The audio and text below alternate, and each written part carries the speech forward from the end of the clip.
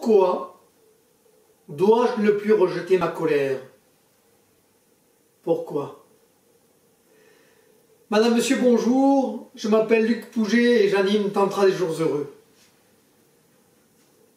La première question sera d'abord, pourquoi je la rejette? Je rejette ma colère car je ne veux plus souffrir et qu'elle est en lien direct avec ma souffrance.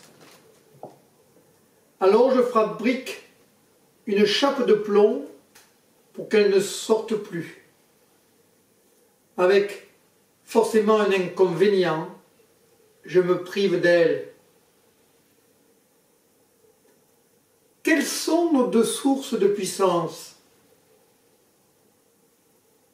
La colère et l'animal, notre côté instinctif primaire. Je vais juste développer ici la colère. Personne n'a envie de retourner visiter à nouveau son histoire, surtout lorsqu'elle est douloureuse. Alors nous rejoutons par tous les moyens notre colère. Nous essayons de la contenir, la maîtriser. Mais elle sera toujours plus forte que nous et elle nous débordera toujours.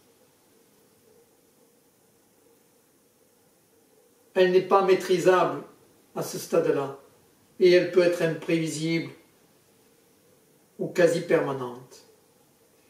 Alors, je vais vous proposer une autre voie qui risque de changer beaucoup de choses. C'est celle de la reconnaître comme une alliée.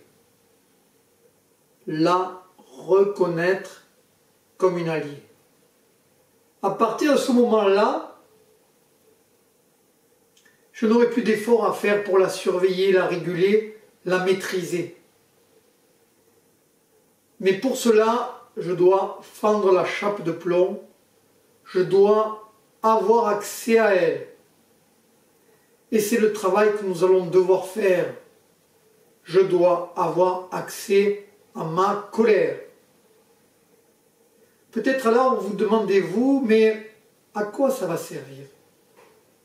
Forcément, c'est une bonne question. Puisque dorénavant j'aurai accès à ma colère pourra donner à la partie de moi qui dit et qui fait la force et la puissance d'agir. Ma colère pourra donner à la partie de moi qui dit et qui fait la force et la puissance d'agir. Ma colère sera mon allié, mon moteur pour me positionner et me défendre. Mais pas que. Elle sera aussi mon moteur pour oser. Voilà pourquoi ce travail est si important.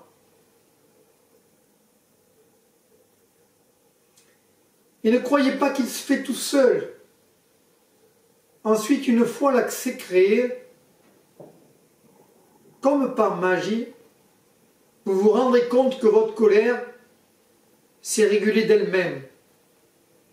Comme si la possibilité qu'elle puisse s'exprimer la rendait plus tranquille, prête à intervenir si et seulement si vous avez besoin d'elle. C'est plutôt inexplicable, mais nous le constatons régulièrement. Enfin, contrairement à ce que l'on peut penser, ce travail n'est pas si difficile et surtout, il est d'une efficacité incroyable. Alors maintenant, pourquoi vous privez de ce moteur? Pourquoi se priver de cette source de puissance? Pourquoi la rejeter? Merci et soyez les bienvenus.